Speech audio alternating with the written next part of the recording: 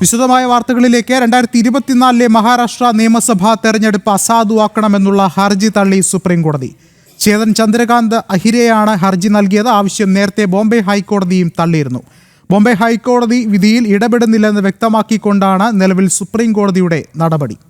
കൂടുതൽ വിവരങ്ങളുമായി ജിഷ്ണു കൃഷ്ണൻ ചേരുന്നുണ്ട്. ജിഷ്ണു, എന്തൊക്കെയാണ് പ്രധാനപ്പെട്ട സുപ്രീം കോടതിയുടെ നിരീക്ഷണങ്ങൾ?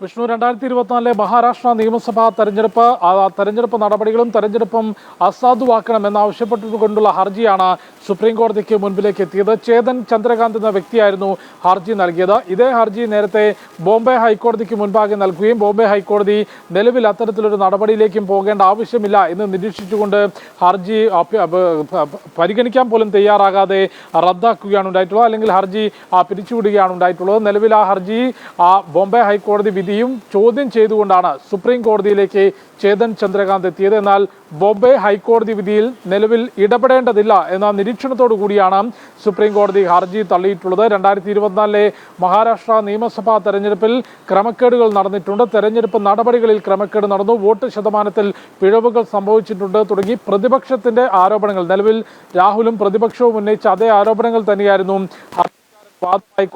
ിലേക്ക് കൊണ്ടുവന്നത്. നേരത്തെ ബോംബെ ഹൈക്കോടതി വാദം തള്ളിയിരുന്നു. നിലവിൽ സുപ്രീം കോടതി ഈ വിഷയത്തിൽ ഇടപെടേണ്ടതില്ല, ബോംബെ ഹൈക്കോടതിയുടെ വിധിയിൽ ഇടപെടേണ്ടതില്ല എന്ന് നിരീക്ഷിച്ചുകൊണ്ടാണ് വിഷ്ണു.